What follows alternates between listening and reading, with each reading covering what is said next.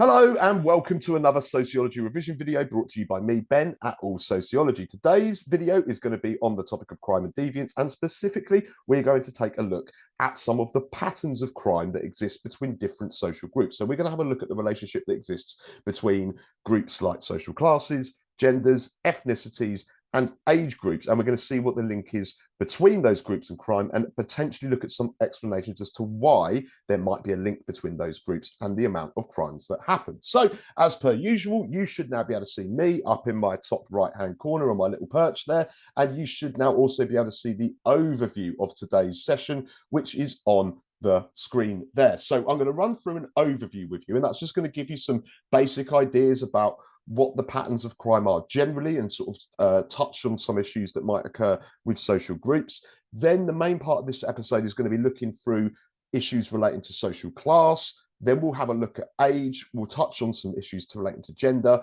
and we'll cover ethnicity as well. Before the end of the video, I'm going to run through 10 key terms that I've covered in this episode that you should need to know. And then I'll finish off with an exam question. And today's question is going to be an 8-mark question on the link between age and crime. So that's what we're going to do today. Let's get started, because there's going to be quite a lot to get through today, ladies and gentlemen. So I'll try and make this as quick as I can, but we're probably going to be here for quite possibly 45 minutes, but we'll see how we go.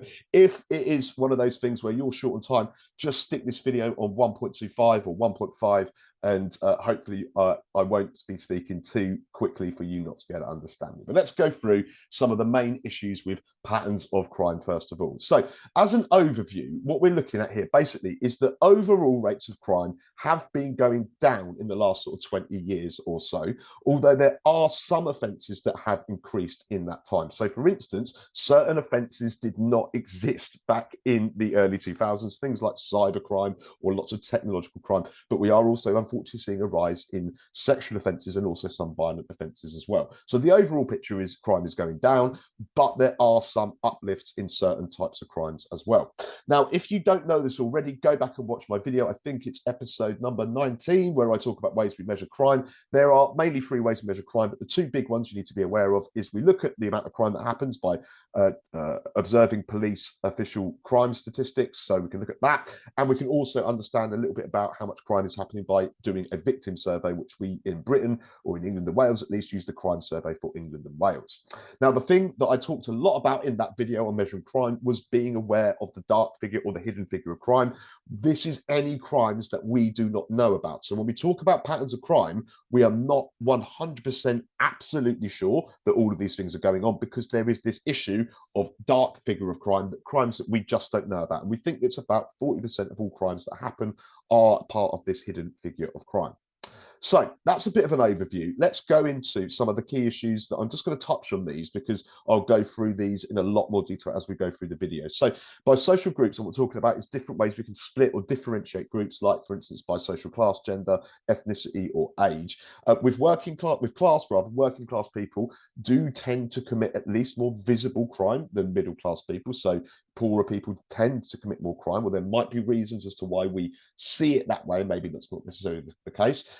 With men commit significantly more crime than women. We can show this by, for instance, explaining that the prison population is over 90% full of men rather than women. When it comes to age, younger people do tend to commit more crime than older people. There's a thing called the age crime curve, which I'm going to talk to you about as we get to that point. When we look at ethnic minorities, there is a disproportionate amount of ethnic minorities in the prison population. So when we think about how many ethnic minorities there are in the country, there should be a similar amount of those proportionately in prison, but the amount is actually higher. So we're going to have a look at why that is and possible explanations why that is. But I should say, before we go any further, I've been talking a lot about people who commit crime. It's absolutely true to say that all of those groups, so we've got the working class, men, young people, black minority ethnic groups, are also far more likely to be victims of crime as well. So it's kind of like strange that the groups who seem to commit more crime also seem to be more likely to be victims of crime as well. So in terms of the explanations, remember, this is just an overview. I'm going to go into different groups in a moment. Some of the explanations that I'm going to touch on today would be in terms of class. So you might recognize some of these concepts either from previous videos or from the lessons and lectures and stuff that you've been doing personally.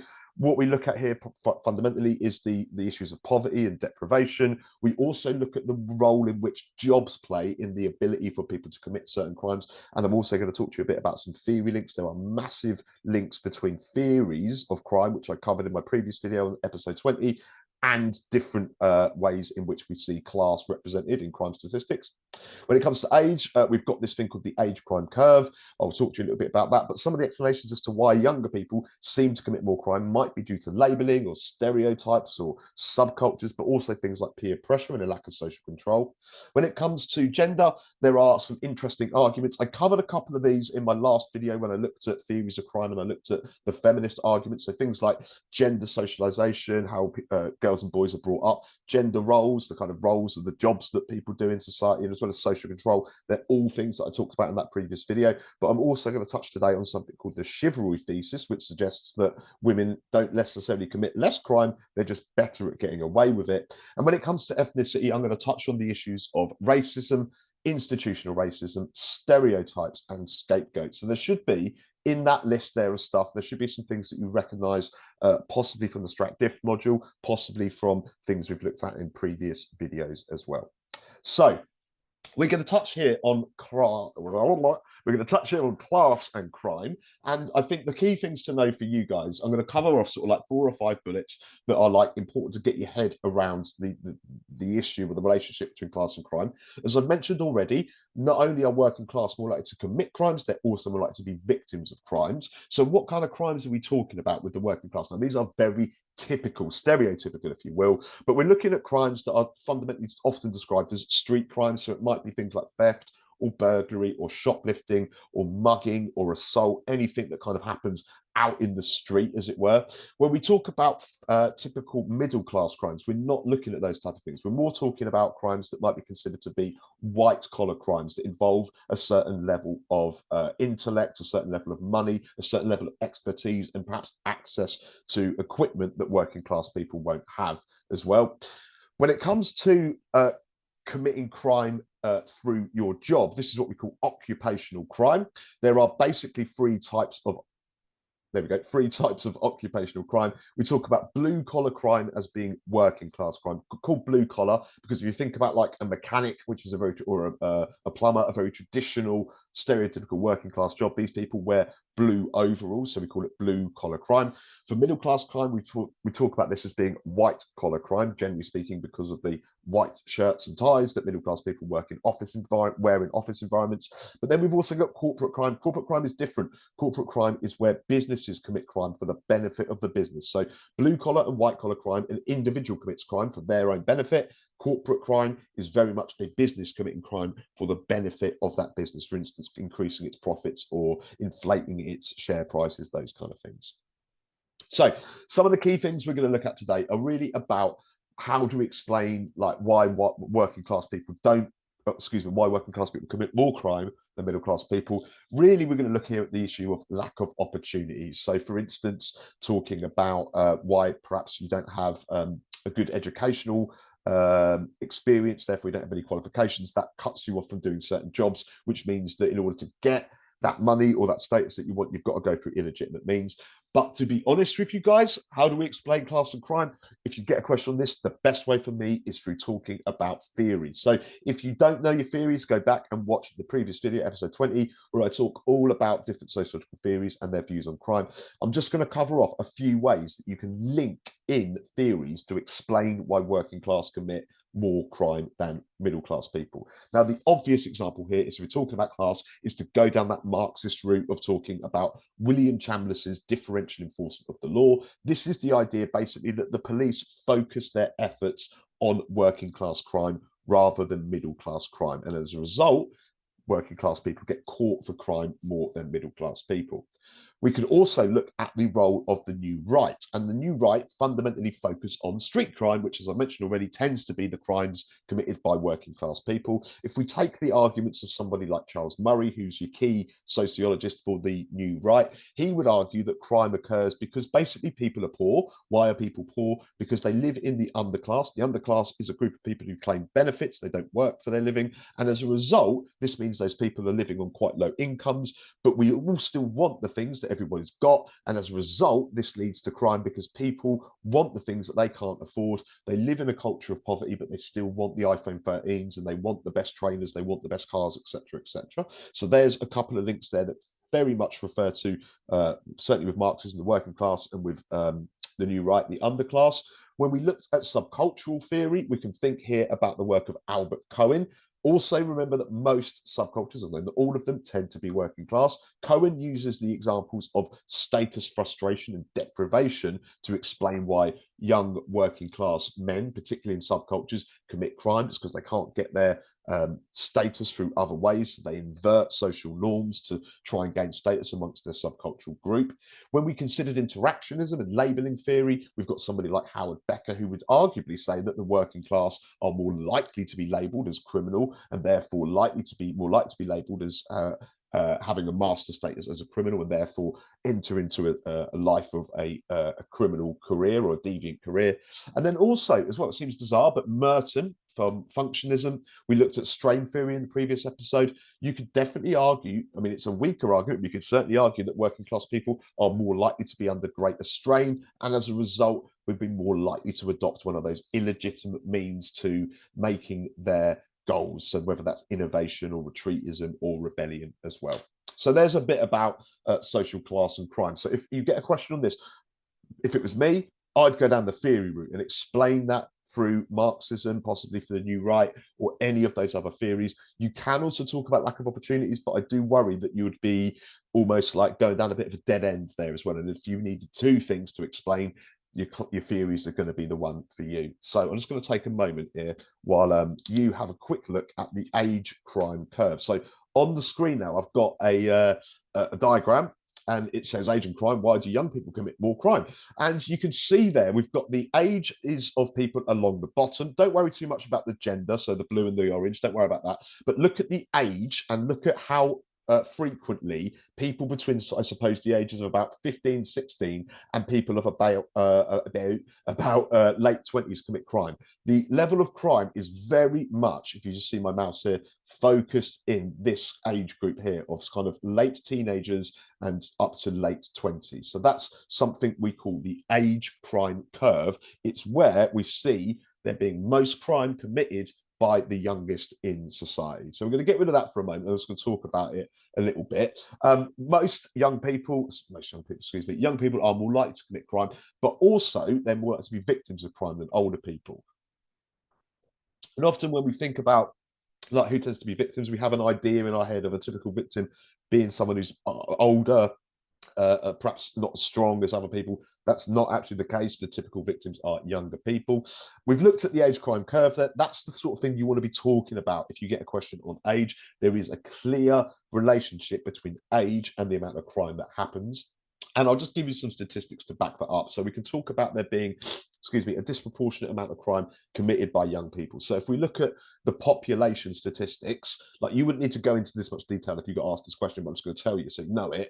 If you look at the population statistics, about 10% of our population is under 18, but about a quarter of all of the crime that happens that we know of at least is committed by under 18. So that shows a disproportionate relationship between the amount of young people we've got and the amount of young people who commit crime. So if you get a question on this, you're going to be asked to explain what are some of the reasons why young people commit more crime than older people. So we've got that age crime curve, but why is that? Now, there are a bunch of different reasons for this, and I'm just going to run through these fairly quickly with you because you can use any of these reasons to explain why younger people are more likely to commit crime than older people. So firstly, we're going to adopt that concept of labeling again. Younger people, because they do commit more crime, because they are more visible in society, are more likely to be labeled and stereotyped due to people knowing that young people commit more crime. This could also link into prejudice, so prejudgments of people, for instance, by the police, and even discrimination, so unequal treatment by the police also playing a role, so being prejudiced and discriminatory against young people. When we think about how we can link this into subcultures, remember that subcultures tend to be young people. You don't really get old people in subcultures, and certainly not criminal subcultures. Think about gangs and things like that. So the types of crimes that gangs might be involved in: violence, turf wars, drug offences. All of those kinds of things are linked into subcultural theories. So you can use, for instance, Albert Cohen's status frustration to explain why young people get into subcultures and then why they might commit crimes. So remember that idea about inverting social norms. If the norm is to respect property, the norm of a subculture might be to not respect property, to graffiti it or to vandalize it or anything like that. And also, we've done our case study on, if you look back at the previous video on Stan Cohen, his view about media representation heightening or amplifying the deviance amongst the folk devils of the mods and the rockers. Something else we can talk about here is the new right explanation. So the new right would definitely focus, I suppose, on lone parent families who have boys. If you've got lone parent families, they tend to be headed by a female. So 9 out of 10 lone parent families are headed by a female rather than a man. As a result, the new right would argue that that any boys growing up in those families may lack a male role model. This may lead them into crime and down a wrong path, that kind of thing, because basically they've not been socialized effectively and they haven't got the social control because there's not a dad there to keep them under wraps. The other thing I suppose we can mention with this is that very basically that young people are more likely to get bored. They're more likely to get involved in peer pressure or be succumb to peer pressure. These are all things that can potentially lead to certainly more petty crimes, things like vandalism or criminal damage, those kind of things as well. And I suppose speaking about that, I'm getting sort of like looser and looser, I suppose, as I go down this list. But like young people have got less to lose if they get caught. So young people don't tend to have many responsibilities, may not have a job, certainly, definitely these days, certainly won't have a mortgage to worry about. So going to prison or potential repercussions or sanctions of getting caught aren't perhaps as sort of important to them as they might be to old people. So they've got less to lose if you get caught. And then also, they're just thinking about the opportunities that young people have. Young people tend to be out more, out on the street, for instance. So this is going to increase your opportunities to commit crime. Likewise, if we think about for older people, I'm not saying that old people don't commit crime or that you can't commit crime when you're in your home. It might just be the case that people who are older, who are committing crime, are doing so in a more hidden way, perhaps not out in full view of everybody out in public. Perhaps it's more one of those hidden crimes. So there's a bunch of reasons there why young people are more likely to commit crime. But the key thing you want to be focusing there is that link between the age. That's nice, wasn't it? The link between the age crime curve that I spoke about right at the start of that. So I am now going to have a bit of a look at gender and why is it that men commit more crimes than women. Well, first and foremost, I mentioned this already, that the prison population is massively weighted in favor of men, like hugely. And so it would stand to reason that men do commit more crime. And it's not just about the fact that men get chucked in prison more than women, because if we look at the arrest rates, we've got similar numbers there. So 95% of the prison population is inhabited by men. In terms of the amount of arrests that occur, if we looked at the official statistics, 85% of arrests last year in the UK were for men rather than women. So men are committing a lot more crime. Now, not only do we need to think about why men commit more crime, we also need to think about it from the other side of it as well. So not only why do men commit more crime, but why do women commit less crime as well? Now, one of the things I'll say before I kind of go much further is that there's massive links with the feminist argument. And in my previous video, episode 20, which is on theories of crime, I go through loads of reasons why feminists argue that women commit less crime and men commit more crime. But just to do a very quick recap, one of the key things here is about how different girls and boys are brought up and socialized in their families. And ultimately, what we're thinking about here is that for girls, they get less freedom and they are socialized in such a way that they stay at home. This is what Angela McRobbie means by bedroom culture, reducing their opportunities to go out and commit crime. If we take the arguments of Oakley, this is about canalization. So what kinds of toys and games are given to children, boys and girls at a young age. The very stereotypical argument would be that boys would be given toys like guns, swords and shields, army costumes, whatever, to play out those gender roles of being more aggressive and violent, whereas girls get things like dolls, kitchen sets to play out those gender roles of being caring and nurturing, those kind of things. But I also mentioned in my previous video about social control and about how women particularly are seen as being the gender who should conform and do what they're told. So this is the argument of Francis Hydenson, who basically says that women are under a lot more control. They do what they're told, for instance, all the way through life, from being a child, from their gender socialization, all the way up through to adulthood, when often they are sort of under a level of control or dominance by their partner or by their husband. So with feminism and Hydenson, what she's really arguing is that women are brought up to do what they're told, men are not. We also have to consider the ways in which women are less likely to be represented in work as well. So this would reduce the opportunities for things like white collar, well, occupational crime, specifically white collar crime and corporate crime as well.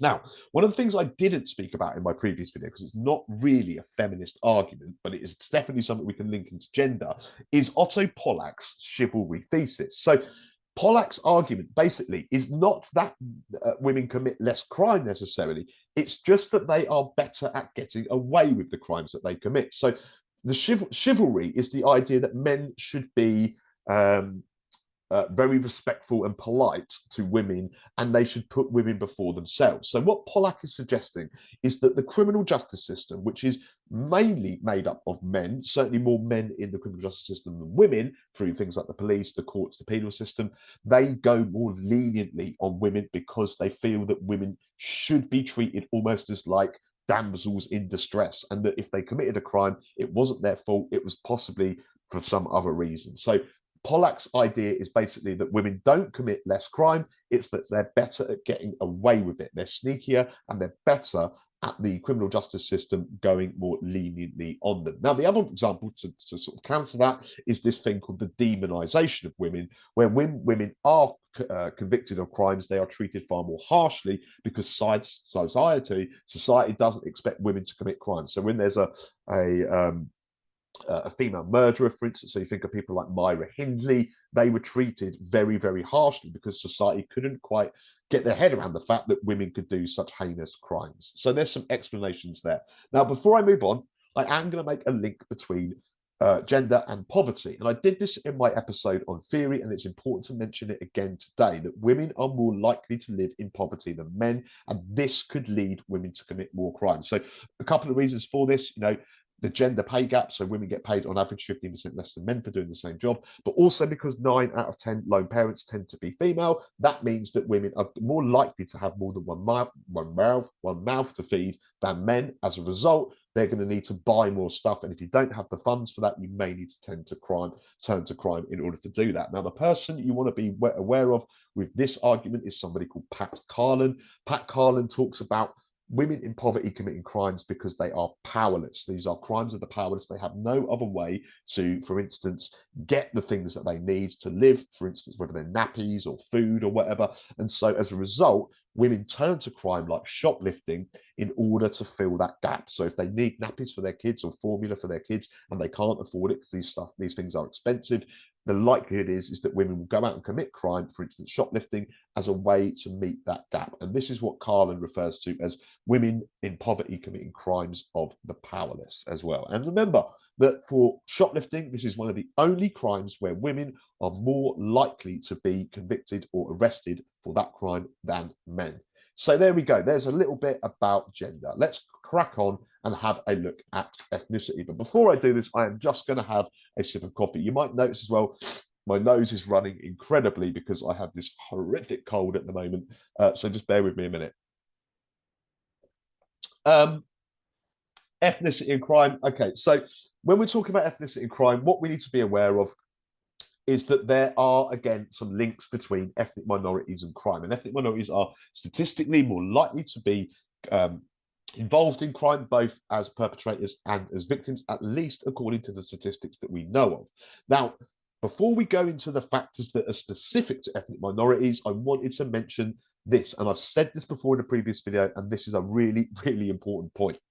If you were to get a question on why ethnic minorities might be overrepresented in crime statistics, for instance, be aware that you can always use those class factors as well. And the reason for this is that ethnic minority people tends to be lower or working class. So if you get that kind of question on why do ethnic minorities commit more crime, and you don't know a specific reason, although you should do, because I'm about to tell you some, you can also use any of those arguments that relate to crime. So possibly bring in some of your theories or thinking about the ways in which they lack, opportunities. So, as I mentioned, there we go. There are some examples there you could use. Poverty. These are all things that relate to class, but if they relate to class, they will relate to black minority ethnic people. You just have to make that link that black minority ethnic people tend to be poorer. So you've got issues here like poverty, lack of opportunities, labeling, stereotyping, the subcultural ideas of status frustration, interactionism, labeling, Chambliss's differential enforcement of the law, all of these kind of things. You could use them to talk about why ethnic minorities are overrepresented in arrest statistics, for instance. However, we are going to have a look at some specific reasons. And I'm going to focus here on two sociologists. In fact, one of these is my favorite sociologist ever. Now, the first person I'm going to talk to you about is a guy called Paul Gilroy. Now, Paul Gilroy reckons that the reason why there is a higher rate of ethnic minorities represented in crime statistics is because of racial stereotyping and labeling by the criminal justice system, most commonly the police. And so he says that it's unsurprising, really, that there are higher rates of crime amongst black males, given the amount of labeling, stereotyping, and racism in the police force. So it's ultimately down to racist police labeling black people as more likely to be criminals and then focusing on their crimes far more. But the one I really want to talk about in a little bit more detail is Stuart Hall. Now, this is my favourite sociologist ever. One of the reasons being that I just love his ideas and I think he's absolutely bang on. So Stuart Hall did a study in the 1970s on mugging. And at this point, mugging was becoming a moral panic. Don't know what mugging is. It's where you basically get robbed. Someone will come up to you with a threat, maybe with a weapon, and say, give me your money, give me your phone, that kind of thing. If you don't, I'm going to stab you or something like that, right? So mugging became a real kind of problem in the 1970s. And there was a moral panic that created against it. People were really worried that young people were going to rob you of your money and your possessions when you were out on the street. Now, one of the things the media did with this is they represented the folk devil, the mugger, as a black man. And it was very much pushed forward by the media that muggers are going to be young black men. Now, what Paul says is the media not only exaggerated the levels of black men involved in mugging, he says as a result, what they also did was they scapegoated these people and they used black men as a scapegoat, as someone to blame for society's problems, because at the time there was a huge economic crisis, and the argument that Paul makes is that the media who were reporting all these crimes, they wanted to take people's minds away from the economic crisis, which was the big issue, to focus on a far more smaller issue and have someone to blame for it. So ultimately, the key kind of concepts you want to bring in with Hall's idea are moral panic. So you can link that, of course, into subcultural theory, but also scapegoating. So blaming young black men for this problem when it was all sorts of people committing this crime, and also the ways in which media representation plays out and it shows people in a particular light. So our stereotyping of those people as well. Now, the thing I want to talk about just before I move on, it's very specific to ethnicity, is institutional racism. So institutional racism, what it means, it's not just one person being racist, it's this racism that exists in the entire systems, procedures, and policies of different organizations, or what we call institutions. For example, police forces. We can also talk about this in terms of the media and education, but we're going to focus on the police here because there's a really famous example or case study of when the Metropolitan Police, which is the London Police, were found to be institutionally racist. And to explain this, we need to know a little bit about the murder of Stephen Lawrence in 1993. So Stephen Lawrence was a young black teenager waiting at a bus stop in South London in 1993. Long story short, he was stabbed by a group of racist white thugs, and the police didn't investigate this murder properly. They assumed that because Stephen was black and he was waiting at a bus stop, that he must be in a gang, because that's how it works, right? No.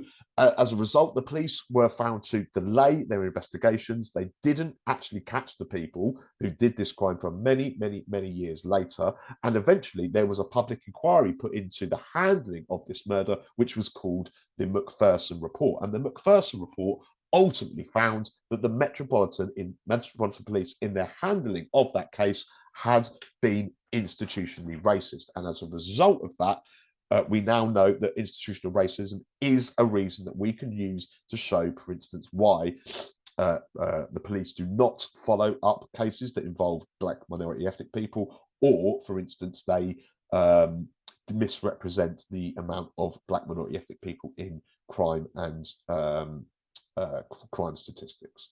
So there's a little bit about ethnicity there. We've gone through a couple of sociologists. We've also covered the case of Stephen Lawrence and the ways in which we can say pretty confidently that the Metropolitan Police have previously been shown to be institutionally racist. So I'm now coming towards the end of this video, so I'm just going to blitz through 10 key terms that I've covered today. The first one of these is relating to socialization. So socialization can be a reason you can use to explain why, for instance, different age groups or even different genders commit more crime or less crime. So we're thinking there about gender socialization for explaining why girls commit less crime or boys commit more crime, but also about perhaps lack of socialization amongst young people in lone parent families.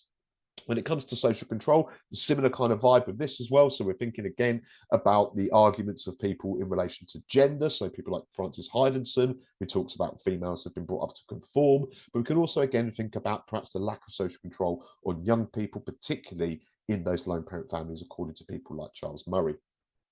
Opportunities will always link into how much crime occurs in society. There are going to be certain groups in society who have more opportunities to commit crime than others. So let's just cover off a couple of these. Older people tend to stay in, not going to be out on the street as much. Younger people to go out, they be on the street more. That gives them more opportunities to commit those street crimes.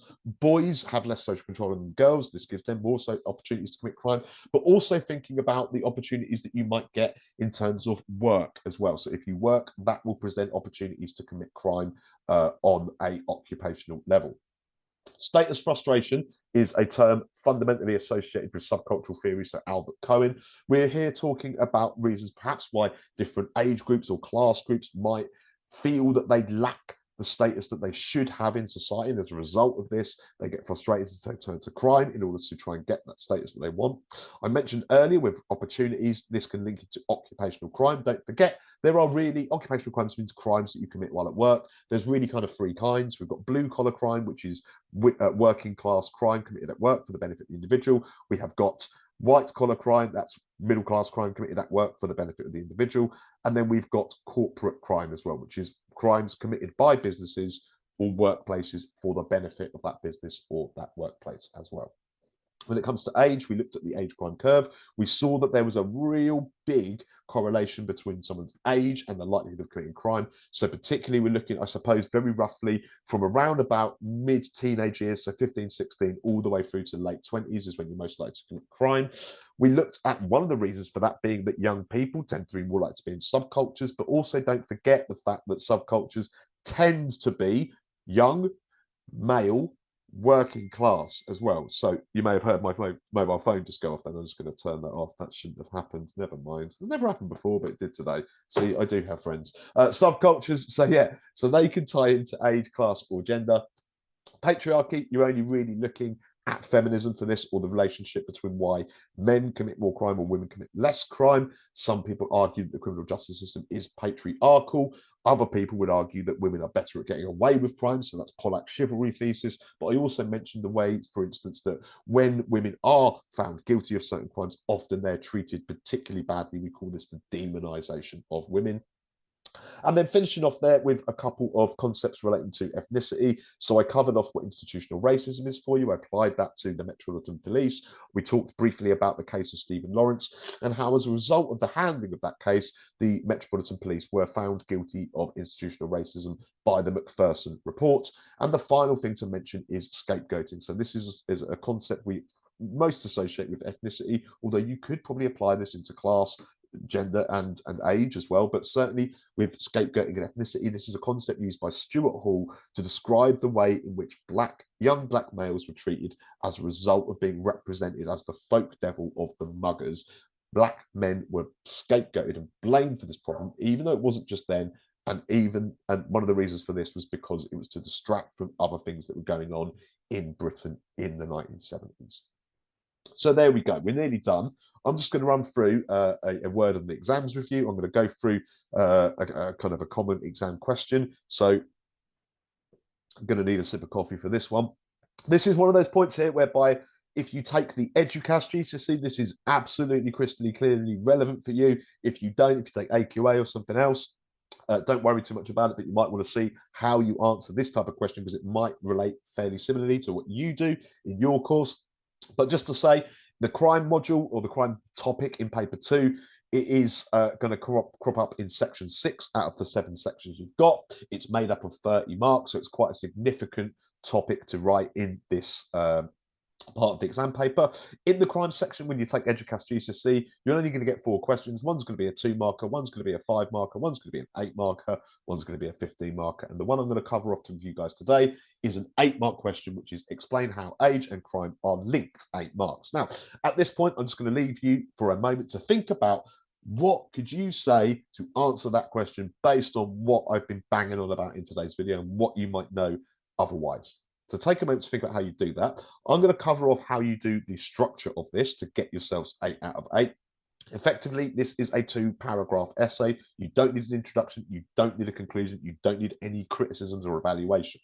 You want to put down 1 paragraph on 1 reason why young people commit more crime than old people. I would definitely mention the age crime curve in this as well. And then you're going to need to know another reason, and all the way through it, again, using key terms and examples as well. So you don't need a conclusion or anything like that. Let's have a look at an example that I've written that I would say would get 8 out of 8. So, explain how age and crime are linked, 8 marks. The age crime curve clearly shows the link between age and crime. People are most likely to commit crime between their teenage years and late 20s. One potential reason why young people commit more crime than older people is due to a lack of effective social control and socialization. New rights sociologists like Murray would point to children growing up in lone parent families without fathers and positive male role models to steer them away from crime. Another way that the age crime Another way that the age crime curve The age crime curve. The other way that the age crime curve can be explained is through subcultural theories. These theories solely focus on the crimes of subcultures, which often, but not always, are comprised of young people. Subcultural theorists like Stan Cohen studied the way that the media sensationalized violence between youth subcultures, the mods and the rockers in the 1960s. This amplified the crime and deviance and created a moral panic out of the behavior of these youth groups. So there's 2 paragraphs there. They're quite short, but in each of them, what I've done is I've included key terms. I've mentioned the age crime curve in both of them. I've used a sociologist in each of them. You don't need to, but I have because I'm showing off. So I've got Murray in the first paragraph and I've got Cohen in the second paragraph.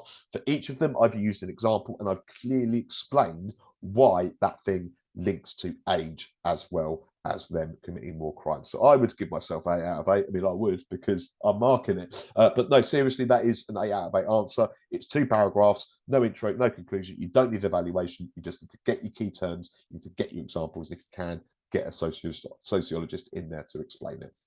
So just wrapping this up, I want to try and get this done before 40 minutes, so I'm going to be really, really quick to finish this off. We started off with an overview about the relationship between crime and patterns of crime. What's the overall picture? Why is there a link between ages, genders, ethnicities, and classes? We then went through each of those things in turn. So we looked at class and we looked at some of the reasons for that. I said to you, basically, it's all about making the links with sociological theories. When we considered age, you've got to be aware of the age crime curve and the reasons why that might be so. With gender, it's as much about why men commit more crime as it is about why women commit less crime. With ethnicity, we looked at the relationship between ethnicity and crime, and we considered the work of people like Stuart Hall and also Paul Gilroy, and we looked at a bit of a case study of the Metropolitan Police, the Stephen Lawrence murder inquiry, and the subsequent Macpherson report to show that the police can also be seen as institutionally racist. So that's me done. We're good. We're back again. I'm just going to finish this off really quickly because what I'm going to do now is I'm going to upload this one and then I'm going to jump straight on and do another video. So I'm going to do my paper 2 walkthrough very, very shortly. Doesn't matter. If you have found this video helpful, be a pal, whack a like on it, share it with someone you know that also does sociology, subscribe to the channel. That's what I'd love you to do. It would be massively helpful for me. You don't have to, but it would really, really help me. And I wonder whether actually this might help you as well. So have a go at that if you want. I'm going to buzz off now. I'm going to rock into my paper 2 walkthrough. So you should see that fairly swiftly after you see this one being uploaded. All right then, people, if you need anything, drop me a comment in the chat or the comments. Otherwise, I'm going to go. I'm going to leave you to it. I will see you all very, very soon. See you later. Bye.